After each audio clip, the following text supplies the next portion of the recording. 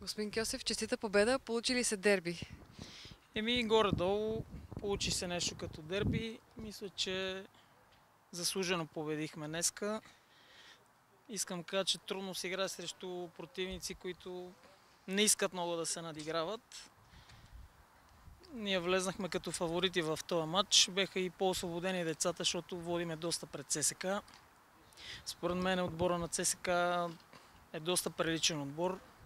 Пожелавам и успехи на треньори и на децата в републиканското, защото участваме първите 5 отбора в нашата група.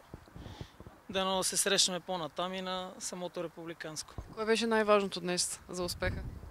И най-важното е, че имаме качествени деца. Според мен това е най-важното и играят приличен футбол. И според мен децата от този набор имат доста голямо бъдеще в мъжкия футбол. Впечатляваща серия, 22 мача, 22 победи за Левски. Как го постигате? Само с селекция едва ли се случва само с подбор? Надявам се и от моята работа нещо да се е получило, но определено има добри деца в този набор и мисля, че там е разковничето. Разбира се, и колко и нескромно звучи, мисля, че и тренировъчния процес и работата е важна.